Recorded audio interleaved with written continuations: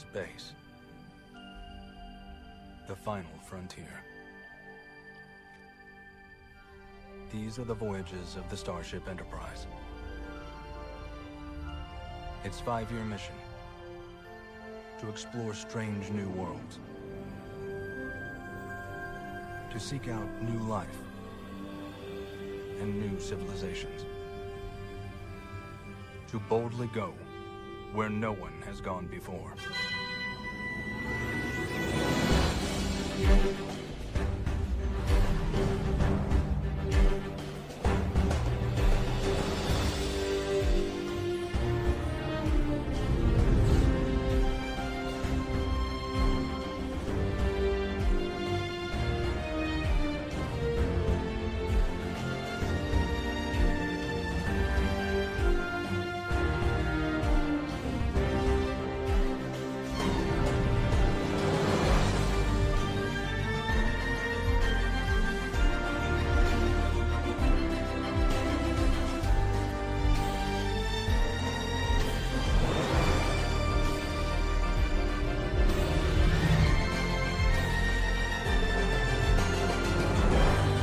Hailing frequencies open, and welcome to Star Trek Discoverage, the live podcast that boldly goes into excruciating detail about this week's episode of Star Trek Strange New Worlds.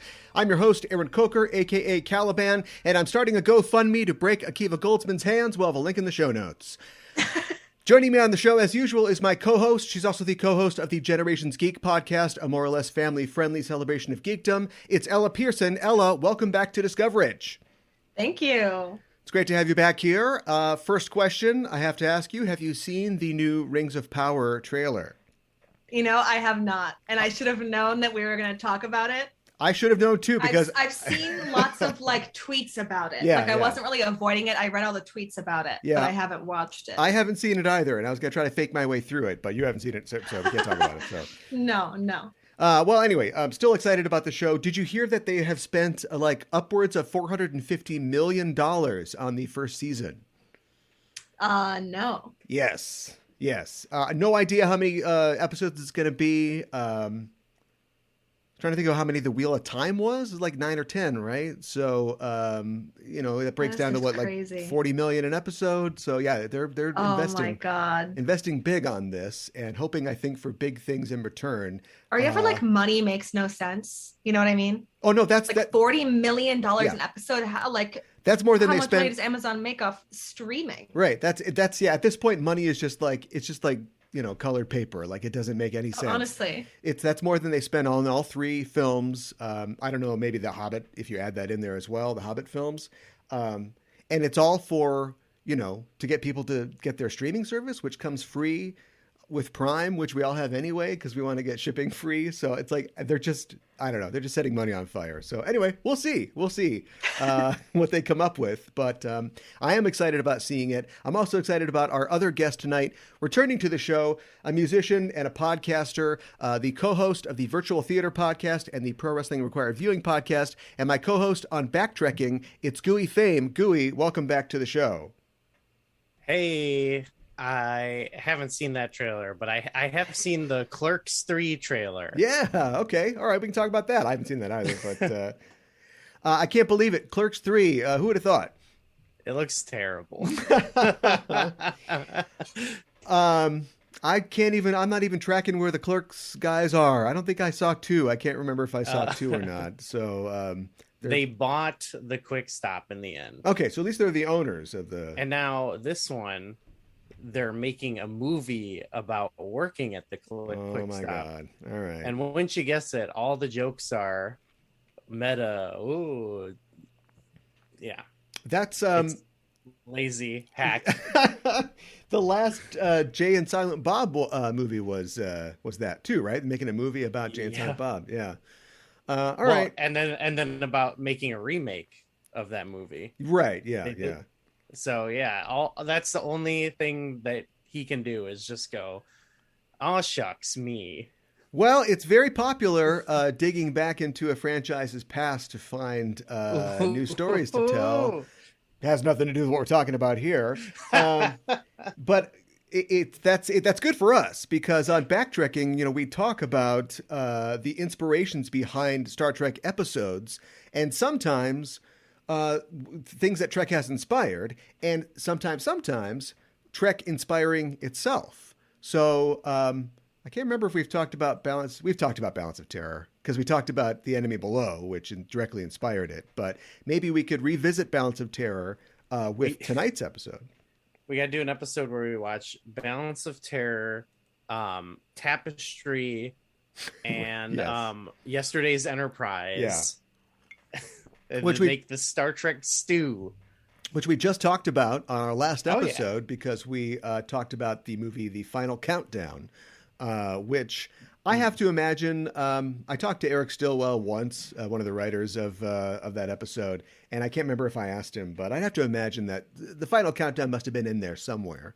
1980, I think that was really on nerds' radar as far as just like what was available for sci-fi. We didn't have $500 million Lord of the Rings shows to watch on our TVs. So like The Black Hole and like The Final Countdown is like what we had. So that's what we watched. But in that episode of Backtrekking, we talked about time-like curves, seeing like a different version, a different alternate universe or alternate timeline, and how it affects the universe we have. And like, we're all set to go tonight. Yeah, it's so fitting. Yeah, so if people want to hear that episode, they can hear it by going to Backtrekking on Twitter, BACKTREKKING, and you can also find us on iTunes or wherever you get your podcasts. Thanks for being on the show tonight, Gooey.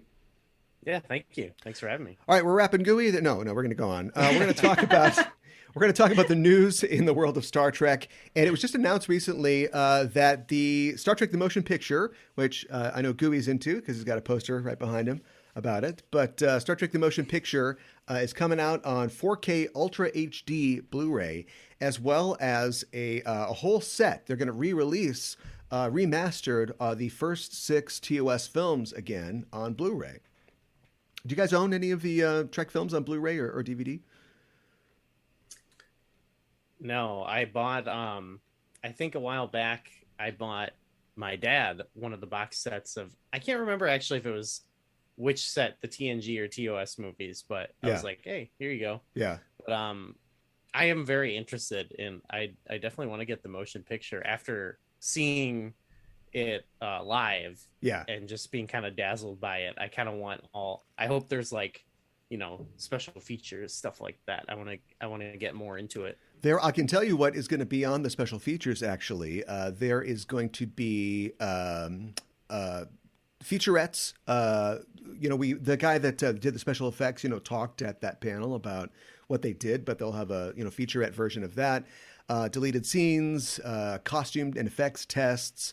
They'll show you how they did some of the computer graphics.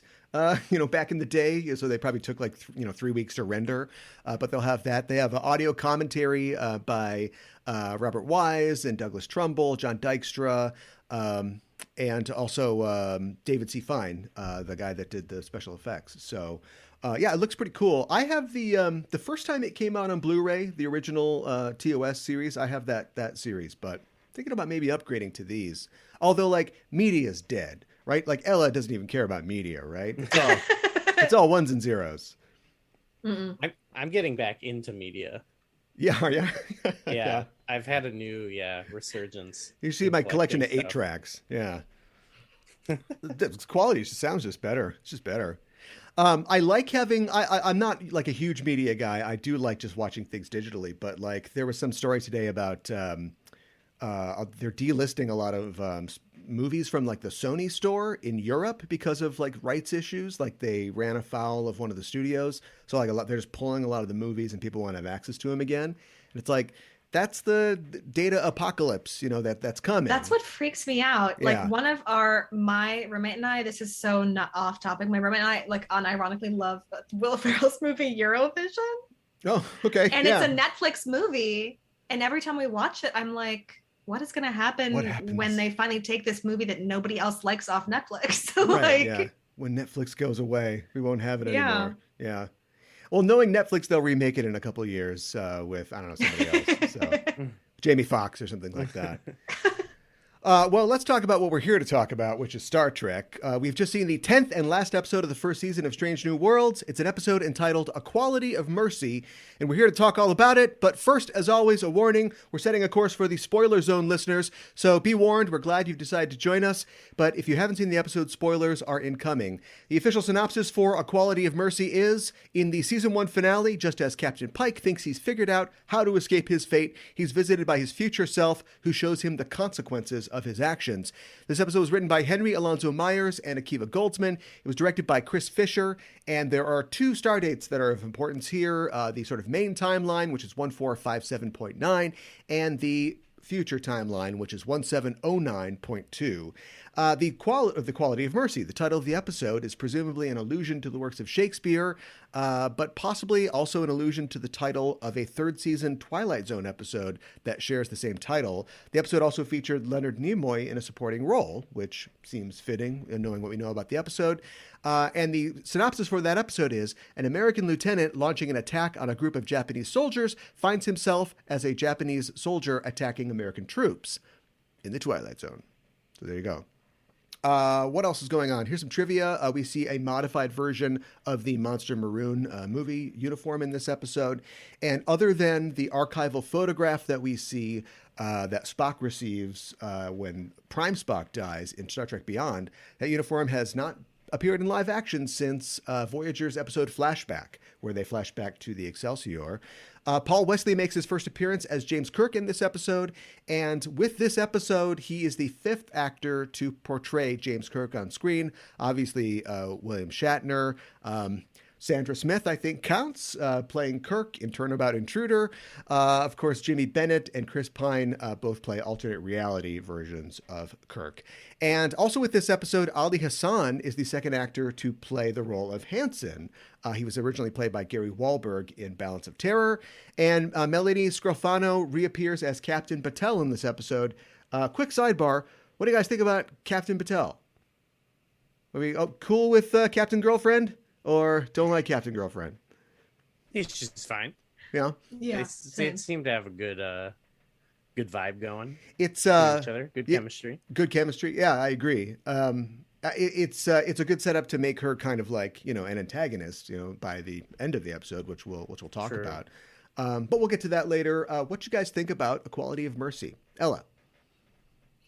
I liked it. I'm a little confused. I'm like, what are they planning for season 2? Like, we didn't really end where I thought we'd end with this episode. But I enjoyed myself. I thought it was fun. Yeah, Una goes to jail. You're in jail now. No more of that. Being different. Gooey, what about you?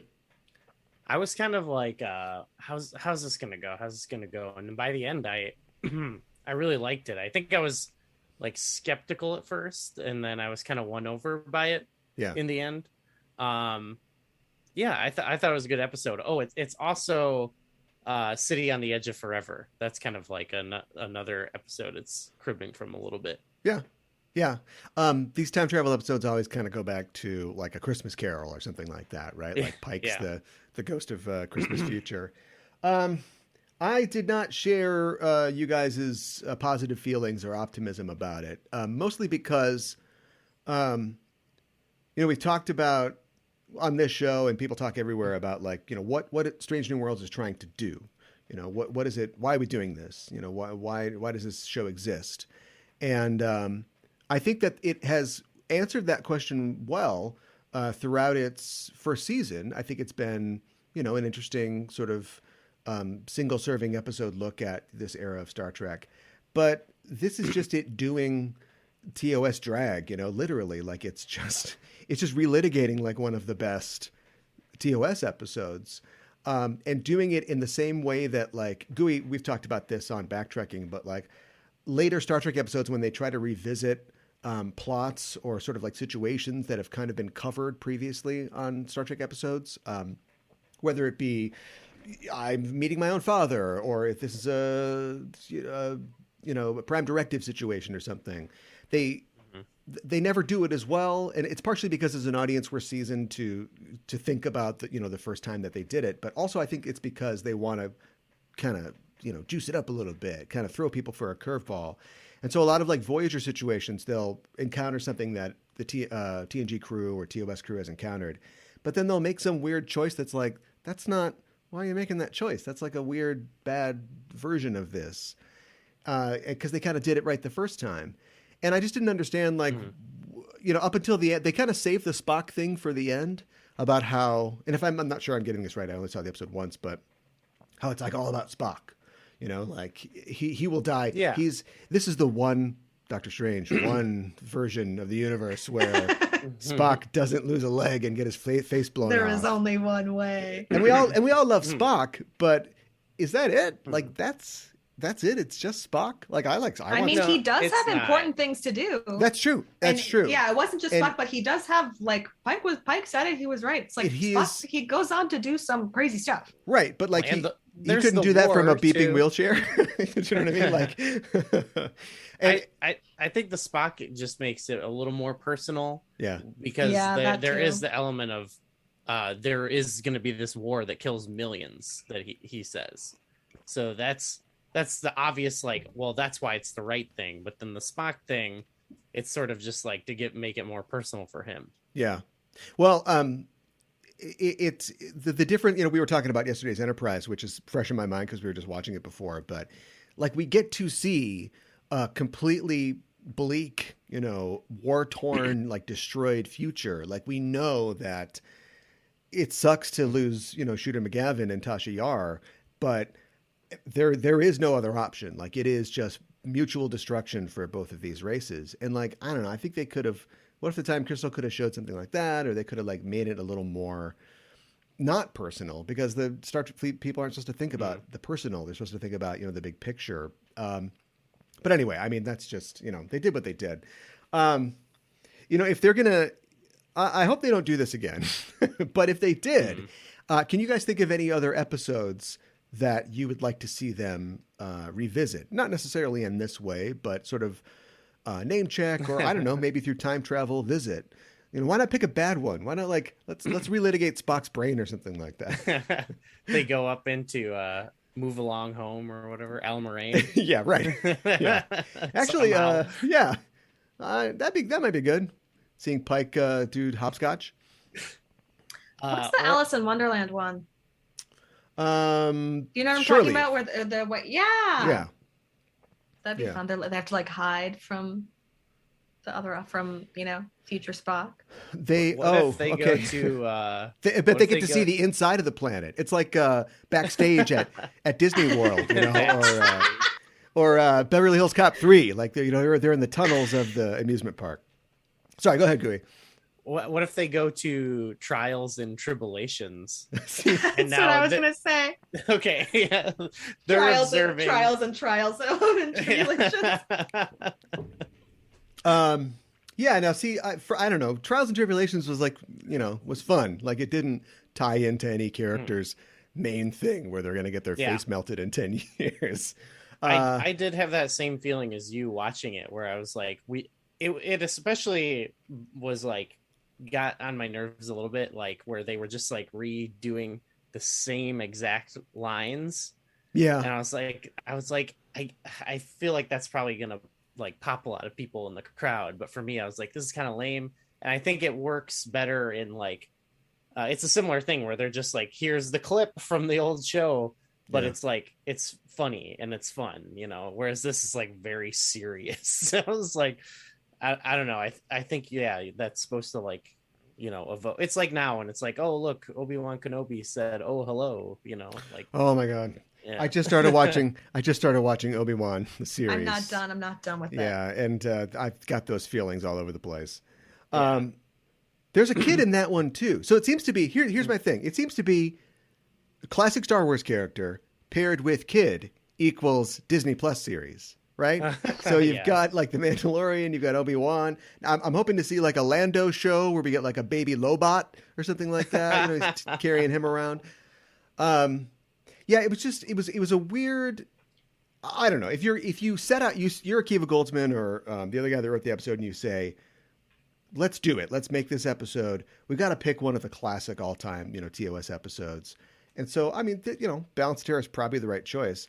But just commenting or continuing on my comment about making the wrong choice storytelling wise, like the whole point of Balance of Terror was that they've got their secretive ways, we've got our militaristic ways, but like, if only we could just, kind of talk this out. And we can't. And the Romulan commander has to sort of sacrifice his ship, because it's going to blow up or whatever. And in this, like, Pike does that, because we know that about Pike. That is the guy that he is. You want to talk about rule breaking? Pike is the guy who's like, F the rules. I don't care. Let's just work this out. And then he tries that and it doesn't work. And it's like, screw you, Pike. Your way doesn't work. You're a dummy for even trying. Oh, and by the way, you have to get your face blown off. So F them kids too, I guess. Like, there's just no way around this. And that's fine. We all expect him to get his face blown off. I don't think any of us really want that to change. But how many times are they going to keep kind of poking this thing? I hope that this goes to bed for a while. This idea of him changing his fate. That's what it felt like to me. Because in the end of the episode, he, when he's like in the wrong timeline still, but you can see that he's content, and he takes that moment to just speak with Kirk, and it feels like him sort of letting go, okay, well, it's like a calm moment. So I think it could come back again. Like, that could be for me, it would be maybe a series finale thing, Yeah. But I hope it doesn't come back for a while. It seems like with this cliffhanger, they're like, maybe we'll go a different direction. Yeah. I guess, Ella, any thoughts? Yeah, I thought, at the beginning of the episode, I was like, we're going full, alternate timeline. We're going full, this is not going to be the same, the Star Trek universe that we, know. Yeah. And then I was having these conspiracy theories about they haven't what's the deal with the Section 31 show and all this stuff. Oh yeah. See now, okay, just I want to pause you real quick. Yep. It's funny that you mentioned Section 31. This feels to me like a backdoor pilot for a TOS, year 4, year 5 show. In the same way that they took an entire season of Discovery to sort of pilot the Pike show, and we've got it now. I feel like they're trying to go this guy with the hair, and he's Captain Kirk. Oh, that guy, he sounds pretty good. His Scotty's pretty good. Let's get that guy in. That was crazy. Yeah, sorry, go ahead. I just think that if they were going to do it, they would have done it now. And Gooey, I think you're right that Pike is starting to accept it, especially because not only would he never attempt to change his own fate if he knew it was going to harm other people, but especially he would never do it. He would never be well, Spock isn't me, so that guy can be in the beeping wheelchair forever. He's not that guy. That's why he ran in there to save all the kids. So I feel like there's no way that he's going to try and change anything at this point. To me, I agree with you that Pike would absolutely sacrifice himself, but we covered all this ground already. This is the exact ground that we cover in Through the Valley of Shadows, the Discovery episode where he learns his fate. And so I also believe, as the guy who's no, we have to do the right thing, that he is going to do everything he can to try to save those 5, 6 kids or whatever who might get killed too. But yeah, I mean, as far as this episode's making it explicit that it's no, there's just no way around it. And to me, that just feels just writing, it just feels well, if he can find it, somehow he finds a way to make sure nobody's there at all, including him. He can also then find a way to just quit on the day that he's supposed to quit, and do something else. And then Kirk becomes, the guy who runs the Enterprise. And plus the time crystal and then also time travel in general for New Trek seems to be how they want to adjudicate imaginary stories, because Trek is no stranger to imaginary stories, having alternate timelines and stuff, but it's almost it's the Guardian of Forever or it's a time crystal almost every time. And I wish that they would older Trek had something more sciencey. Yeah, a probe beams an entire life into your head, or you are in a shuttle crash and an energy being that wants to swallow your soul, makes you live out the same day over and over again. They just kind of keep going back to this time thing. But then I thought about the orbs in Deep Space Nine or whatever. Yeah, the orbs kind of did whatever.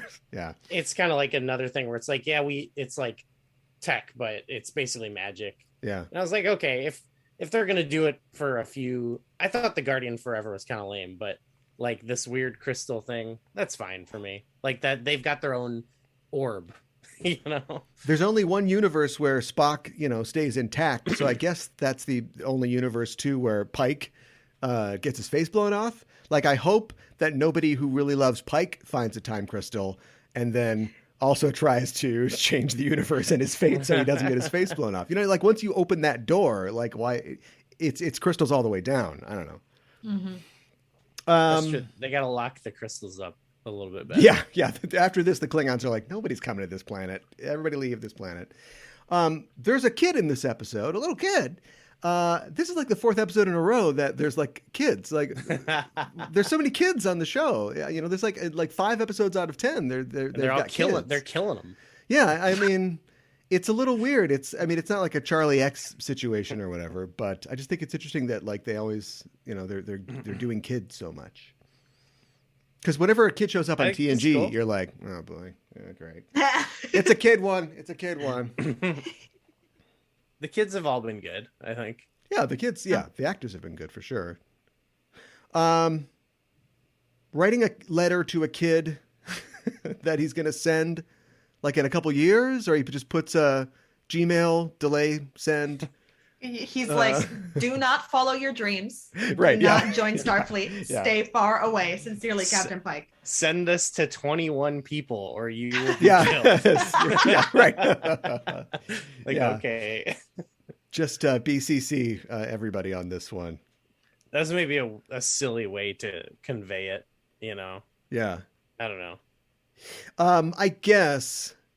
I also thought, seeing like future Pike was interesting, but I don't know. It was interesting. It's interesting because he is literally like, he's arguing for the end of his existence, and I think that like we would expect Pike to, and at any point in his, life to be able to make that choice, that sacrificial choice that kind of defines him post menagerie. But like, I don't know, have him be a little sadder about it or like, I don't know. He kind of mentions it, and then he keeps popping up and like disappearing. Like when he appears to Pike in the present. He's an angel.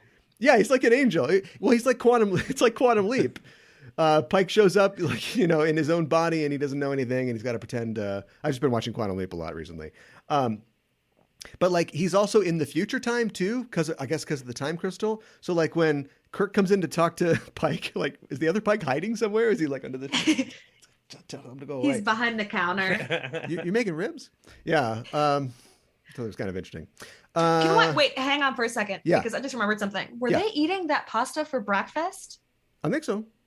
Because there was orange juice and coffee. Yeah. Breakfast. Is that not weird? You guys weren't like, oh, that's weird? I didn't even notice. No. The Japanese have noodles for breakfast. But that's not like it's like spaghetti. Off-brand. Yeah, it's not like leftover weird cacio e pepe. That's like proper noodles for breakfast. I've had Alfredo. That was for part of the before. character.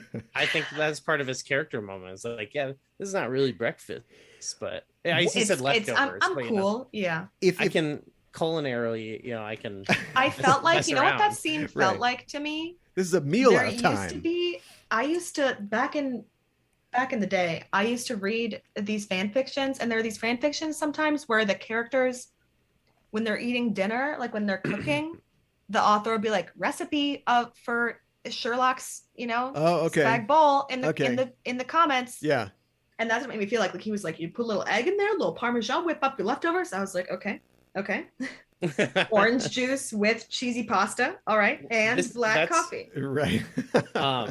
My girlfriend for Christmas got one of those like nerdy cookbooks that has all those recipes in it, like blood wine or whatever. Yeah. Okay. This is designed to be put into one of those books. Okay. Like Captain Pike's breakfast. Do you think there's no way they're not going to make like a Captain Pike cookbook eventually? Oh, right. Yeah, all these scenes of him cooking. I'll do it right now. Who do we call? Pound for pound, he's the cookingest character since Neelix. The cooking is. Do you know what I mean? He is. Yeah, another season or two under the belt, and yeah, definitely. Oh, They should go into a Voyager episode, and he can meet Neelix, and they can have a bake-off. Oh my god.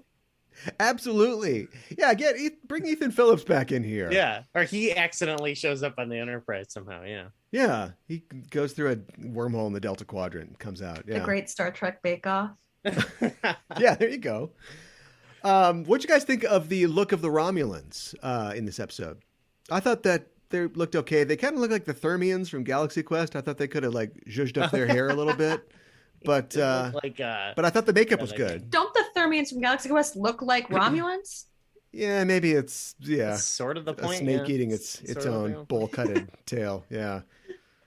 I liked their prosthetics look really good because they gave them like wrinkles and like pores and stuff like that, you know. So, yeah.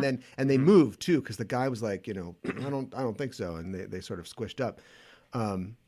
It's different than like, you know, the Orions on Discovery who are just like completely smooth faced, you know, like a Ken doll. So I thought they were really really convincing. And we didn't see much of her, but I thought the Romulan Praetor had a really cool look too. And they did that old school like here's just a background, you know, in the TOS, and they had like the light, you know, on her eyes like that, and it was just really a nice throwback.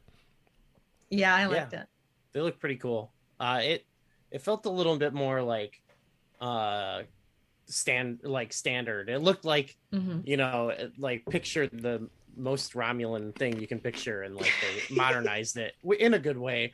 Yeah. But I think back to Balance of Terror, like they look very like unique and distinct in that episode, and so I don't know, it kind of feels a bit more standard compared to that. I was looking for the helmets. The guards are wearing helmets, but it's really dark. No way. You can barely see them. So, and they are kind of similar. I don't think they come down as far, but they were still like the kind of grabs onto your head like that. So maybe we'll see some art or costume designs from the episode. Bring back Romulan helmets. That's all I'm saying. Please. 2022. I was kind of saddened that they didn't at least try to give Chapel a little beehive or like a flip or something like that. Oh, you know? my God, how just cool to would show, that been? just to show that time had passed a little and she had like a different she has like a hairstyle. bump it in her hair. Yeah. You guys know what I'm talking about? Right, yeah. Just give it a little, just to zhuzh it up a little bit. Yep. Anything? Did you guys? Oh, yeah. Did you guys feel like it was weird? I feel like we spent so much time this season, or at least at the beginning of this season, being like the first couple episodes, I feel like were very heavy. Like, if you had the chance to change your fate, would you? Yeah. And then we had a bunch of episodes that were like really, really fun, but like almost monster of the week type things. And then this last episode was like 30 minutes in the past. Spock is dead. Right. Like, cut, you know. Right. Cut back to the present. Can't save everyone. I thought, well, let's just talk. Yeah, I mean, we've wrapped up this episode. Let's talk about what we thought about this season, this first season of the show, and I'll start. I think this has been pointed out online that if we're not going week by week by week like we have been, you know, what does Star Trek look like now if we do episodic episodes? And I think the answer is this. You know, I think that it worked out. I think that it was, for the most part, a good structure. You know, I felt they had previously ons, but it wasn't really that important, you know, and I felt myself sitting down and thinking, okay, like, what do you got for me this week? And sometimes, you know, it's something great that I want, and sometimes it's not. And then I think they tracked pretty well the ongoing kind of concerns. I just wish that there was more, you know? Mm-hmm. Like, I just wish that, and you don't get this on TV. They don't make these anymore. But like, you know, sometimes you can just sense that, oh, they're not spending a dime this week. Like, this whole episode is taking place in Geordi's apartment or something like that. And once you start to sense that, you're like, all right, come on, show. You can do it. You know, it's like watching a no-hitter. It's like, come on, you can pull it off. Like, how are you going to land this? But knowing that each one of these, you know, they spent probably $20 million on it, and this is the script that they wanted, I feel a little more like invested, like a little more like, when it's good, it's like, yeah, they got it. And when it's not, I'm like, oh, I can't believe that this is one of the scripts that they picked. Like, I don't think this is a very good script. So I found myself concentrated. That's the key word for me. I find myself like very invested in like all 10 episodes of the show, rather than, if it was 20 or 25 episodes, and I'd just be like, yeah, this one is, I'll have it on while I'm doing something else. What did Disco have in the first season? Were they only 10 or was it 12? I feel like it was like 12, 14. It was like right? 14 or 15, wasn't it? Yeah, it's been a while. I'm gonna look at it. Because I think they added a couple because they took a little pause, didn't they? And they did some more. This is like, did they do a half season? This is years ago. I can't remember. 15 episodes. 15. All right. You had it. You had it right back there. Yeah, but even Voyager, Discovery did that as well, because it wasn't exactly like weekly episodes, but there were things that they were running into week to week that were unconnected to what the main plot was, and so I don't know. I mean, there's you guys know that in the last year there's been 5 Star Trek series that have been on, right? Like, we've had plenty of opportunity to explore how Star Trek wants to tell stories now, and the answer is every way they can. So, Guya, what'd you think about the first season of Strange New Worlds? I liked it, actually. There were episodes I didn't like as much, but I liked that it was able to do that. Of like, it's like one bad episode, no big deal. I think there's less skin in the game maybe when there's more episodes, because I totally get what you're saying, where it's like, oh, why'd they pick that script? Whereas like, if there's a lot more, you don't get as mad about one bad episode, Yeah. But overall, I liked it. I think good proof of concept, I think, for going further, because it felt very like, this is like the Star Trek, but I still want it to maybe develop a slightly more unique identity. And I was getting nervous listening to you guys talk last week about Kirk showing up and all this is going to happen. And is this you were saying just this week, is this a backdoor pilot just to get to a TOS remake? And that's not what I want. I like that it showed they can kind of do like Trek in a classic way, but like Deep Space Nine, Voyager, I want them to find like a more unique hook, of like what the show could be about, while still doing it the way they did. I like the structure of the season overall, of it had this it wrapped up the thing it introduced in the first episode, with Pike and him worrying about what's going to happen, but then also, tangenting off different episodes and onto different things. Yeah, speaking of Akiva Goldsman, Picard is the only of those 5 series that is not, Captain's Log, we're on a ship, we're flying through space and doing something. So, yeah. God knows if we'll ever get the Section 31 show, which may or may not be like that. But I really thought today was the day that it was going to twist, into, okay, that now this is now basically a TOS show, or this is now basically a Section 31 show. I thought it was happening, and I'm glad it didn't. But I really, at the beginning of this episode, I was like, it's happening. It's happening right now. Yeah. Or Pike does use the crystal, but then Sculder and Mully, the time cops, show up, and they're like, what are you doing? Knock it off. What are you doing? I hope this is sort of going to that episode is oh, this was just a cool thing for the finale, and not that's why I think it would have worked better as it would have made me less nervous if it was a silly episode, because then I'd be like, oh, this is just for fun. But yeah, I liked Kirk and stuff in this episode, or hearing Scotty, but I don't really want to see them that much.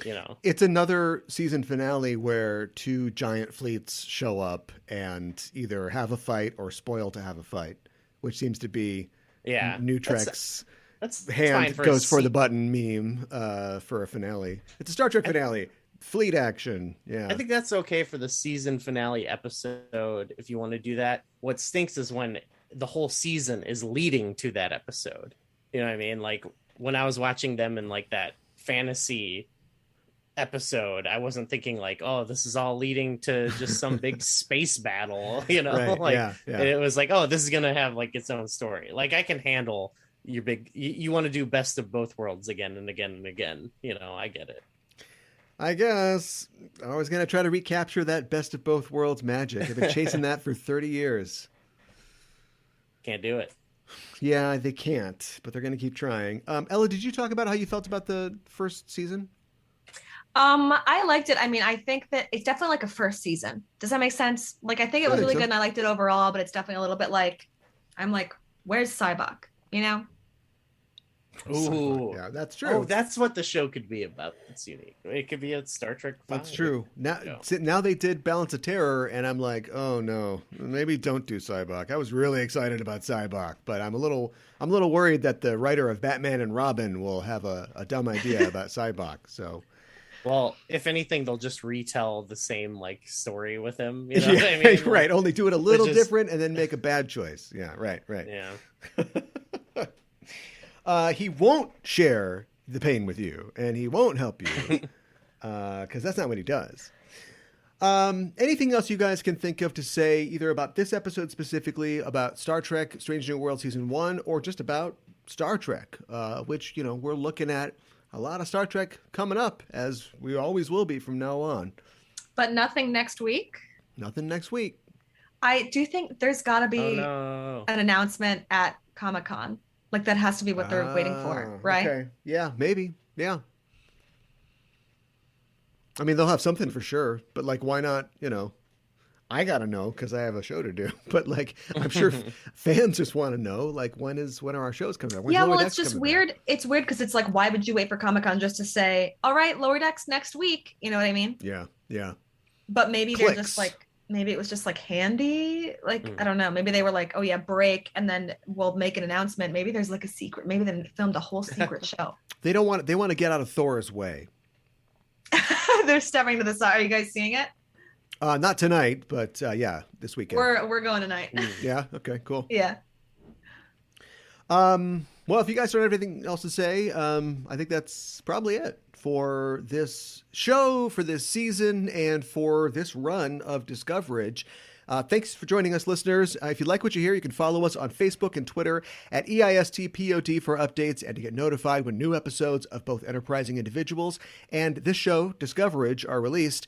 And you can tweet to us on the show by using the hashtag Discoverage or email us at EISTPOD@gmail.com. And while you're on the internet, why not head to your listening platform of choice and subscribe to our show feed. Give us a rating and a review because it really helps us out. If you want to help the show grow, stop by our Patreon page at patreon.com/EISTPOD.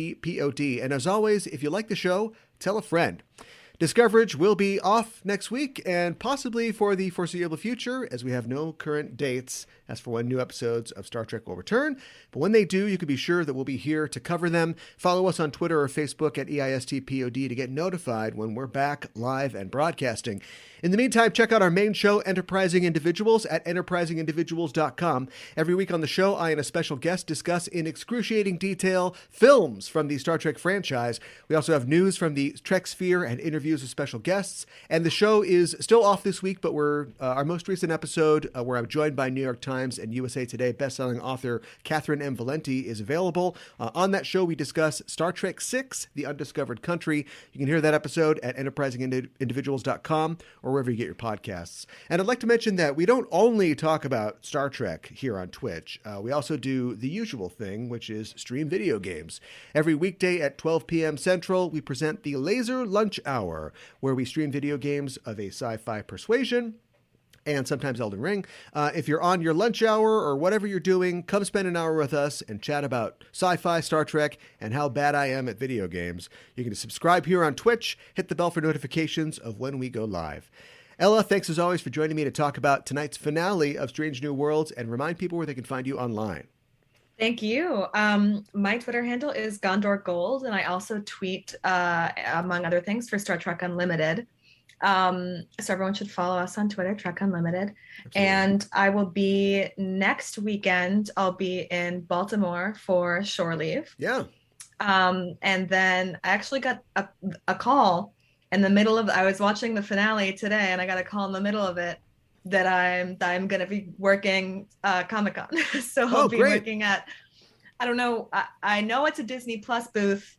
I don't know if there's multiple Disney Plus booths, like if there's one that's like a stunt booth where it'll be something cool, and then I'm working the merch booth. But Right. that's where I'll be. Okay, that's cool. I'm trying to think of like what's the best case scenario Disney Plus booth.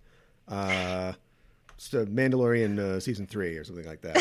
I think we'll have like a plethora of like goodies for people to buy, and okay. and I'll be at the register. And the worst case would be Wonderful World of Disney, old Michael Eisner movies. Well, that sounds great. Check those out and have fun at Comic-Con. And Gooey, it's always great to have you on the show. Where can people find you online? On Twitter, I'm at Gooey Fame, and go check out Backtrekking. And what's coming up in the future on Backtrekking? Well, all week I've been listening to MF Doom because we're going to be just more. It's a throwback to our first season Beastie Boys episode, but we're talking about how Trek has inspired other artists, musical artists, whatever. Yeah. And has certainly inspired MF Doom, not just Marvel Comics, but a big Star Trek fan as well. So a lot to talk about there. Looking forward to talking about that. That is it for us. Thanks for listening, everybody. And we are signing off. This is Aaron for Mika, or not Mika, she's not here, for Ella and Gooey saying live long and prosper.